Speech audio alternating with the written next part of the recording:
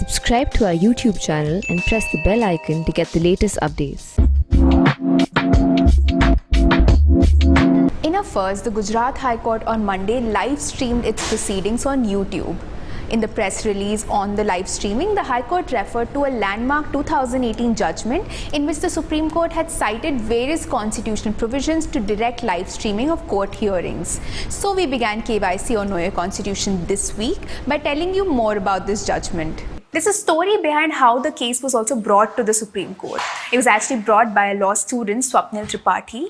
The idea came to him when he was refused an entry pass by the court registry because interns weren't allowed to enter the courtrooms on certain days of the week. Disappointed at missing out on a learning opportunity, he decided to approach the Supreme Court to improve accessibility of court proceedings through live streaming. 3 more petitions were then later filed, including one by senior advocate Indra Jaising, demanding similar arrangements for live streaming of proceedings. In its judgment passed on 26 September 2018, the Supreme Court began by citing the right of access to justice, which it said flows from Article 21 of the Constitution. It said that this right would be meaningful only if the public actually gets access to court proceedings on matters that impact the public at large. The court said that this would educate them on issues which come up before the court on a real-time basis. Next, the court cited Article 19(1)(a), which talks about the freedom of speech and expression, as we've discussed before. It said that this also includes the right to know and receive information, and so people are also entitled to witness court proceedings, especially on matters that impact them directly. Besides these 2 provisions, Article 145 of the Constitution expressly states that the Supreme Court shall be an open court, which basically means that it includes the concept of allowing people to attend courts as spectators. The Code of Civil Procedure and the Code of Criminal Procedure also extend this principle of open courts to all civil and criminal courts in India. Citing all these provisions, the court laid down guidelines for live streaming. The Constitution also says that the Supreme Court can make rules for regulating its practice and procedure. So the judgment said that finally the administrative side of the Supreme Court will have to amend the Supreme Court Rules 2013 to provide for video conferencing. But despite 2 years having been passed since this judgment was pronounced, the rules have not been amended yet. More than a year after the abrogation of Jammu and Kashmir's special status, the Modi government on Monday issued a notification bringing in sweeping changes to the land laws in the new union territory. The notification says that any Indian can now buy non-agricultural land in Jammu and Kashmir. So on KYC Next, I explained to you what the law was before August 2019, that is when Articles 370 and 35A were abrogated, and what the new law says. Now, before August 5th last year, it was Article 35A of the Constitution that used to be the law of the land as far as owning property in Jammu and Kashmir was concerned. One of the most controversial things about Article 35A was that it was not added to the Constitution by a constitutional amendment which would have required parliamentary approval, but through an order issued by the President under Article 370. Now, Article 35A essentially allowed the former state to define permanent residents of the state and reserve certain rights exclusively for them. The state could grant special rights to citizens in 4 categories, one of which was acquiring immovable property in the state. And Article 35A did this by saying that if the state government actually makes any law giving special rights only to permanent residents of the state, then this law will not be struck down on the ground that it violates the rights of any other citizens of the country. So basically, in simpler terms, nobody could approach the courts saying that any such state law was discriminatory because they did not have the same special rights in the state as did the permanent residents of Jammu and Kashmir.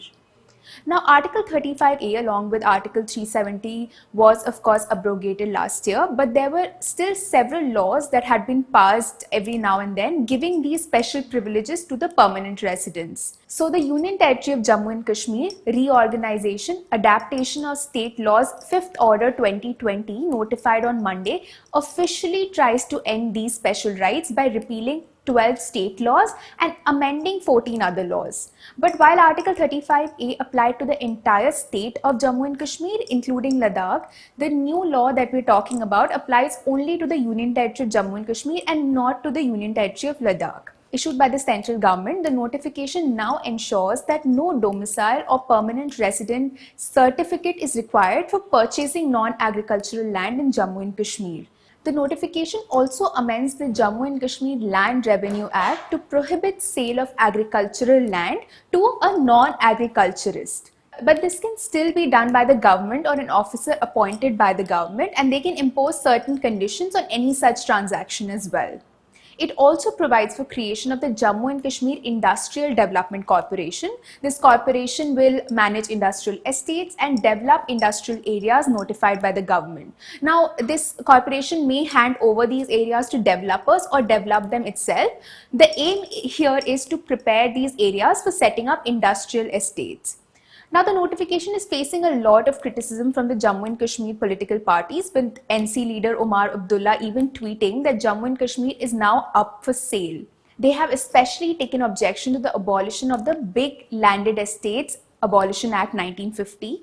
This law, which was initiated under Sheikh Abdullah's National Conference government, focused on redistributing land to the tiller or the farmer and abolishing the feudal Jagirdari system. So it basically set a land ceiling of 22.75 acres.